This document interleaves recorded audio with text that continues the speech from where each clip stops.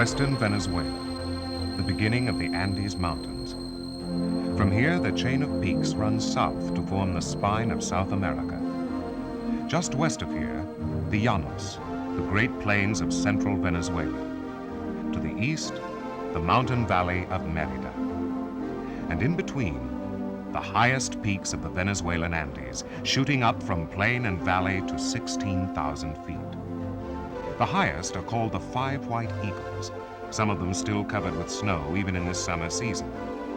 Down below, in Merida, a team is coming together that will attempt to put 2 hot air balloons on top of these peaks, and then to fly them off.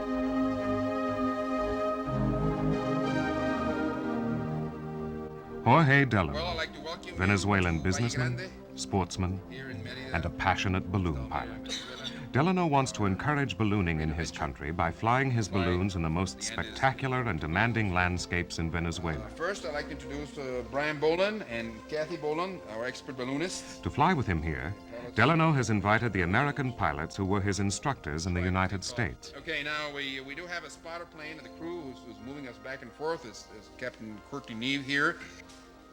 How are you going to take off? How are you going to do this? Because we'll be separated from you because your plane is down at the airport, right? Exactly. We feel that we should base the airplane in Barinas. Délano is a gregarious man, but it is not just a desire for company which is behind his invitation to the other members of the expedition. He will be flying in conditions that could be marginal and over terrain that will be unforgiving of the smallest mistake. So his support team has been carefully selected.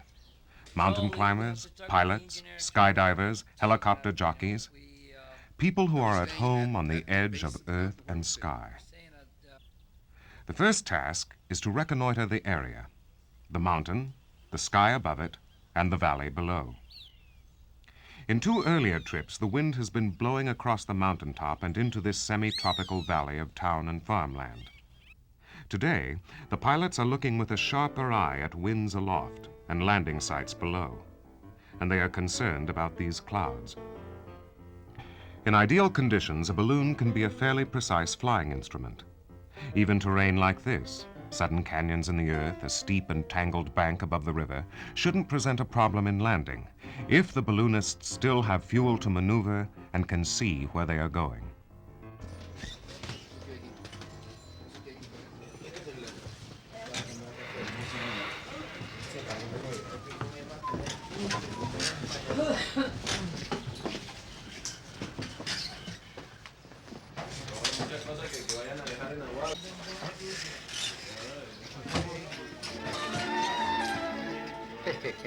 Perdonen mi egolatría, voy a hablarles de mí.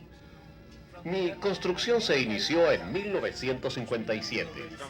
Soy el más largo y alto del mundo, y haciendo hasta el Pico Espejo en 4 tramos por medio de 5 estaciones.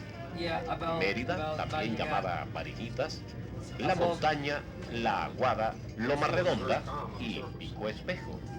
El trayecto total es de 12.6 kilómetros de largo, que será recorrido en aproximadamente 60 minutos. Desde Mérida, a 1.577 metros de altura sobre el nivel del mar, hasta el Pico Espejo, con 4.765 metros de altura. 12-mile direct run to the first landing area that's really suitable. Won't you be worried about coming down and getting some turbulence because of the being so late in the day already? Normally about 10:30 in the morning, the clouds come in. Yesterday when we headed up this way in the airplane at about 10:15, there was a very thin wall of cloud that came through. If we get something like that again, there's no problem. We can actually do the flight today. We've got a helium tank aboard, and we're going to send off some helium balloons and take some wind readings aloft. Right now, from what we see down here, it's calm enough and stable enough that we would be able to inflate. The advantage to doing it today, of course, would be that we'd be subjecting ourselves to the high altitude for less time. Chances are this will be the highest flight any of us have ever done. Is that right? Yeah. Very good. I've been up to 16,200, but a little bit of, well, when we were flying almost even with Pico Boulevard yesterday in the plane, we were like almost at 17,000 feet. Yeah. So shortly after takeoff, we've all set our personal altitude records.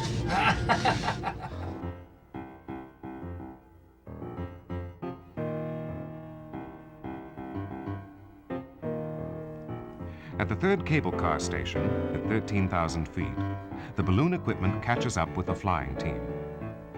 Kathy Boland will be the pilot of the smaller of the two balloons. She will be launching her balloon on this expedition at an altitude that few pilots have attempted. This cable car from Merida is the longest and highest in the world, and it ends at the summit of Pico Espejo, not far below the heights of Pico Bolivar, at the top of the Venezuelan Andes. Well, it'd be good to have the helicopter come up and try its thing out, you know, before that stuff comes in. Yeah, you should radio down, have the helicopter come up and do a spin, a reconnaissance. Radio. We need radio, and then You know, just have it come up, have them do their circling thing, and go back. But in other words, for them to find out that they can fly up here. You go to 20,000.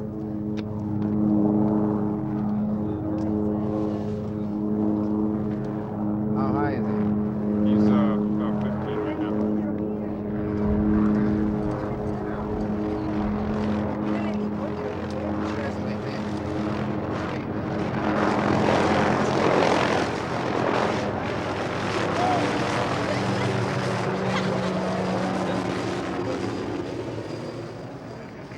He's at about 17 and a half. Made it.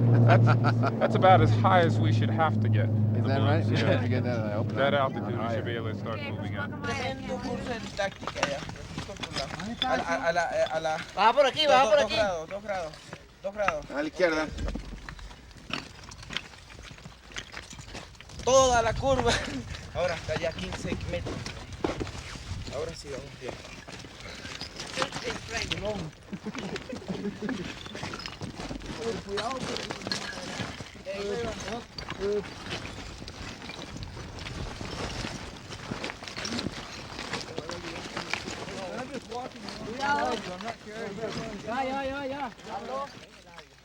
A mountain rescue unit is part of the expedition. They are here in case of an emergency.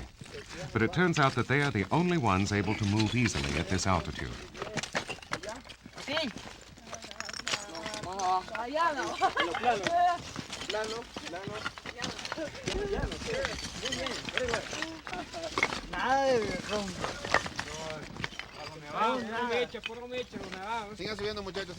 But it has taken too long to move the balloons and gear. Clouds are moving in and the wind has picked up. There will be no flying today. The last cable car has left, and now the expedition will have to spend the night at this altitude, at 15,000 feet.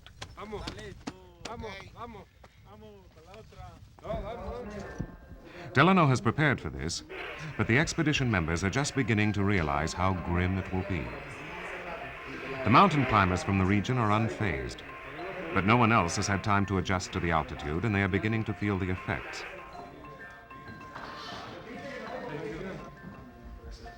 Okay.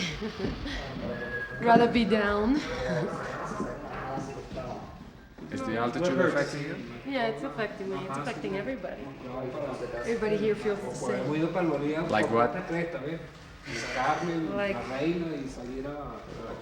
out of breath, dizzy, funny headaches. Oh, the thin air. We're not getting enough oxygen to the brain and all that kind of stuff. So it's quite an abnormal thing to be hanging out this long at such a high altitude. You start suffering from altitude sickness. Some of the gang feels like throwing up. Some already have. Headache, nausea, dizziness. Lying down makes things worse, and the only relief is in slow pacing. It is difficult to think or talk. Délano cannot let the rest of the team see how much he has been affected by the altitude.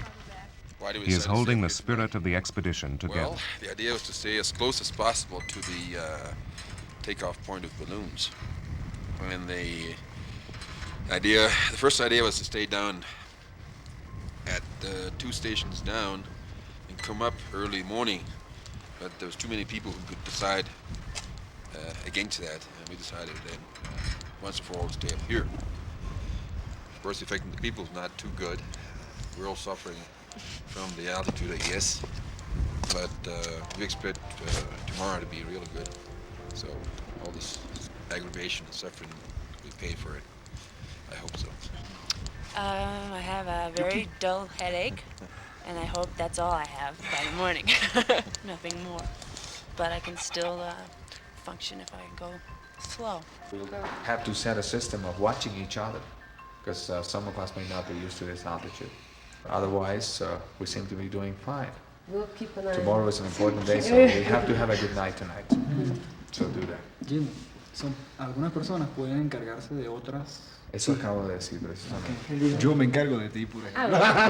Un grupo de más o menos 3 personas.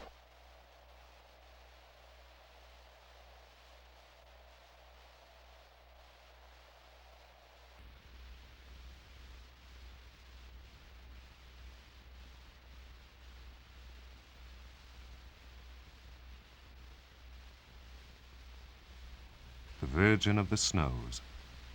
Cold consolation for the team inside the cable car station. They have no heat, and the temperature is dropping below freezing. The effects of oxygen starvation do not let up. Many cannot eat the simple meal, and they face a long and anxious night.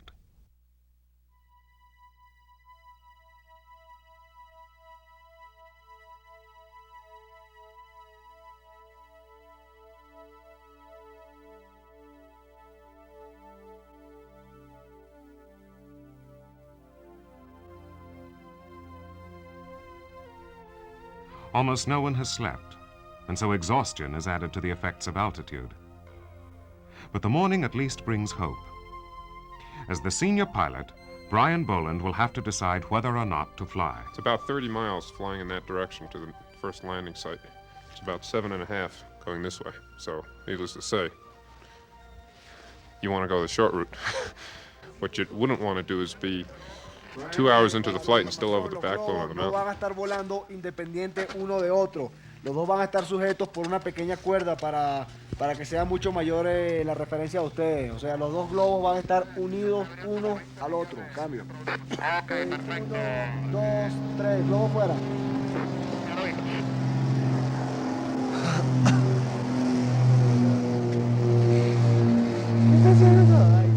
They're going the wrong way. The expedition is in danger. Conditions are far from ideal. A prudent balloonist would pack it up and return tomorrow. But no one has the head or stomach to spend another night at this altitude. And no one has the heart to give up. The only way to get these balloons off this mountain, it seems, is to fly them all. Délano and the Bolands decide to go. Like sleepwalkers, the crews begin to prepare.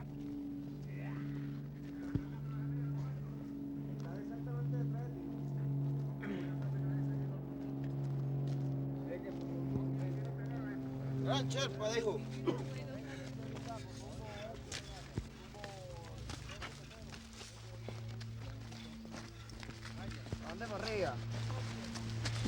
Allá, pues. ¿Cuál es el problema? Venga, que ayuden. Profesor, venga y ayuda. Mosca ahí.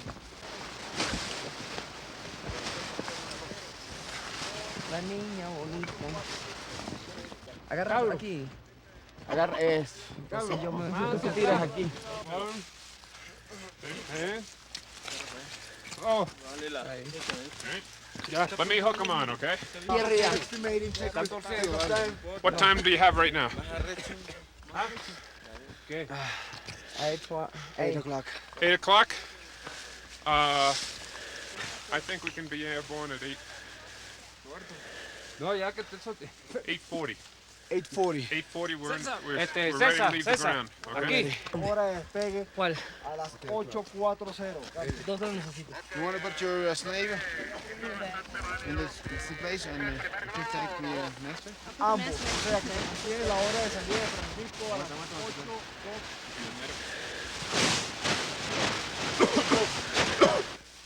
You still follow that white load tape. Load tape, leche. Yeah. Oui. Good. Oh, we're going to do this whole thing again. Yeah. We're just trying to get some snarls out of it.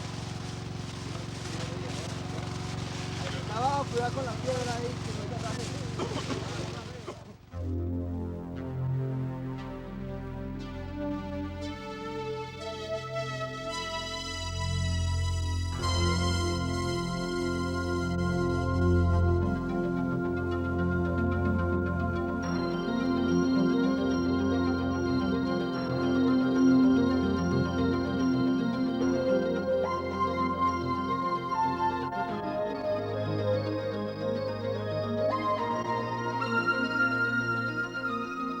At rest, other flying machines give some hint of what they are.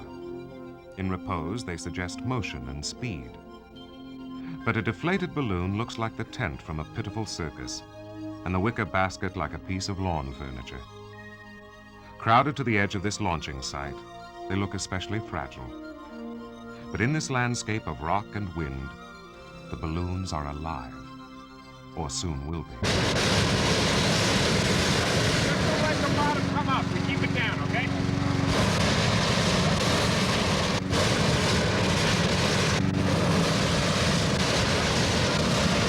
Hands on the basket.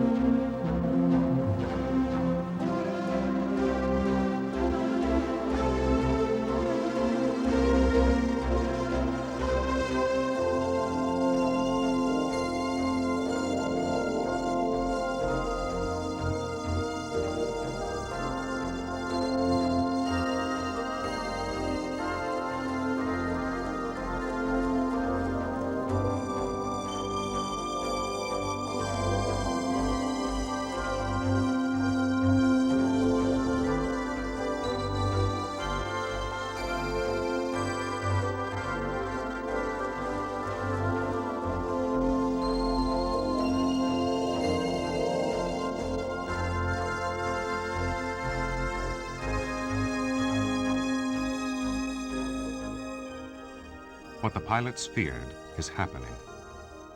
A half hour into the flight, and the balloons are still hovering above the mountain. They are trying to escape from the perverse wind blowing them away from the valley. To stay aloft, the smaller balloon is dangerously overheating the nylon fabric of the envelope. Kathy Boland decides to set down rather than risk melting the top of her balloon.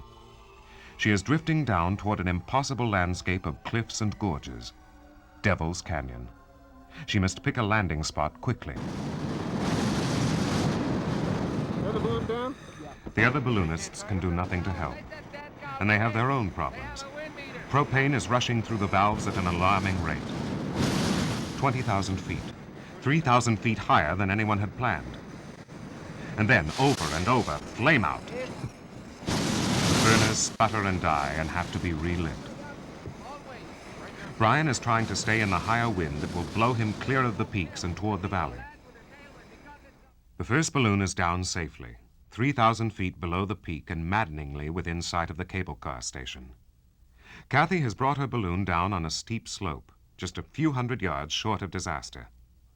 The mountain rescue team is on its way down, and the helicopter, flying at its own limits, looks for a place to set down.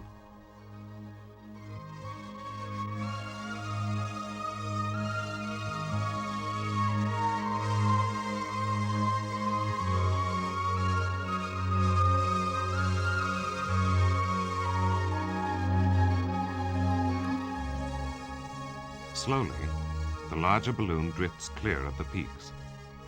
From a great height, and with fuel dangerously low, the balloonists can begin to consider the urgent problem of dropping quickly and landing in the valley near Merida.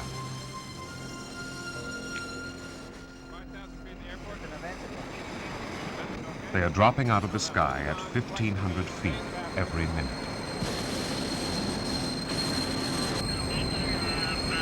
I might let it drop real hard. If we land here and...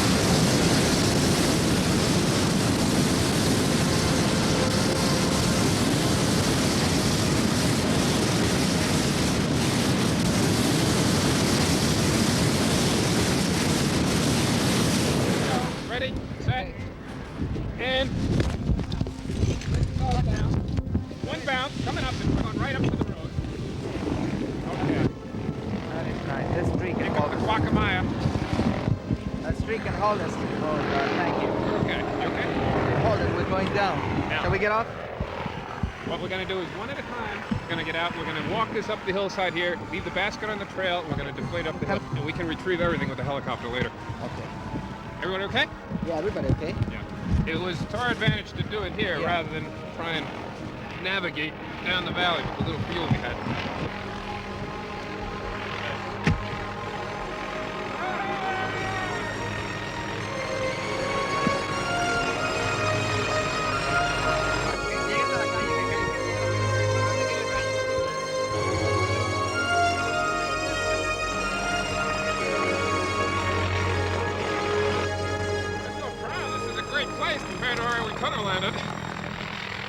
We were getting very low on fuel, flying at over 20,000 feet. The consumption was outrageous. But on top of that, the wind direction was coming back up the mountainside, so there was no getting any closer to Merida than we are right now. I'm actually thankful we made it to this. At least there's a path we can walk down, or maybe the helicopter can get down and retrieve us. Retrieving this balloon will be relatively easy, but the other has been left at 13,000 feet. On the treeless slopes of Frailejones plants. From here back to the cable car station, it will be a back-breaking climb. The balloonists have returned to Earth, even to these dizzy slopes, with gratitude. Like barnstorming pilots landing in a small town, they are objects of wonder and envy. ¿Verdad que nunca había visto un globo? Nunca había visto un globo así. Este es el primero que vuela en Mérida. Sí. Muy precioso. Lo haremos más a menudo. Bueno.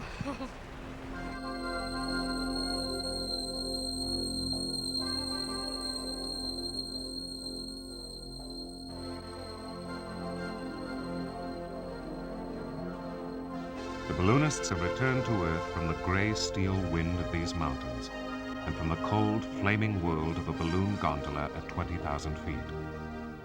If there is gratitude, there is also regret. Briefly, they have been creatures detached from the rest of us, a part of the wind. ¿Usted me iba a decir algo? No, yo no le iba a decir ni a alguien nada. ¿Usted se montaría con nosotros en el globo?